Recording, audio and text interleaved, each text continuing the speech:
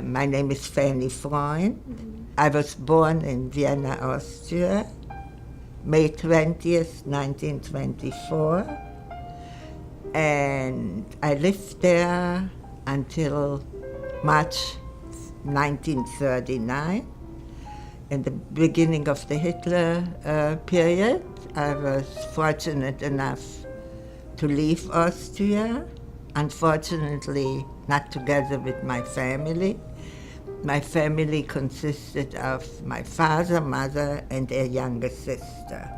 So my father was arrested on the 10th of November, which was the night of shattered glass, Kristallnacht in German.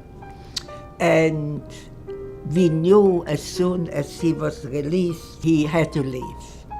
So my father and sister left first, and they made their way to the south of France.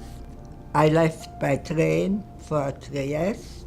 There I took a boat to Palestine with a whole group of young people. I was in a school there near Haifa. It was an agricultural school.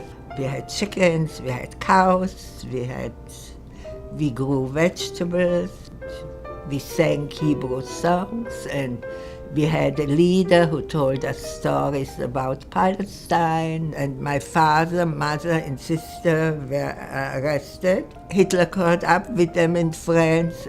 They took them to a place which was called Drancy, outside Paris.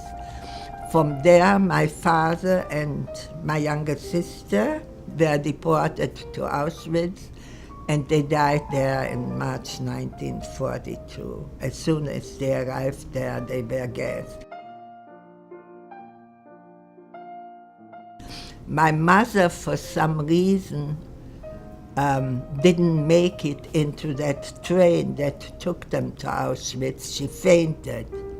So she wasn't on that transport. That's how she survived. So I made my way to France.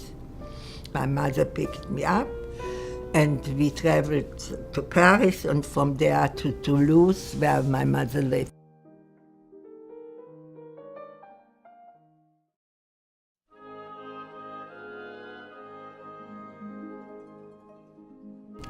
So I was invited to come to the States. And that's how I landed here in the end of 1947, December 31st. I moved to a very religious area, Williamsburg. That's where my cousin lived, so I stayed with them. I was in Williamsburg, I guess, for a couple of months. And one Saturday evening, I was invited to my former leader, to his house. And that's where I met my future husband. It was an interesting date because he wasn't as religious as my family. So I didn't travel on Saturday, yeah? So he came to pick me up on a Saturday late afternoon, yeah? And I wasn't still allowed to take a train or car or anything. So we walked over the Williamsburg Bridge. And then we went for coffee in Times Square. And we went to a place, I forgot. They were very famous for cheesecake and 7-layer and all kinds of fancy cakes. I don't know, a fancy place with dessert. And the rest is history. We were married for 66 years. And then you had your sons. Where did you raise them? Well, we raised them in Washington Heights, which was famous for a German Jewish area. We used to go to the beach, to the Rockaways in the summer when they were very little. We used to rent like a cabin there or a little apartment. And my husband used to come out for the weekends. And as soon as they were at the right age, we sent them to camp, summer camp. Then we had time for ourselves. Well, you know, There are trials and tribulations in each marriage. Some years are better than others, but all in all, we were very happily married.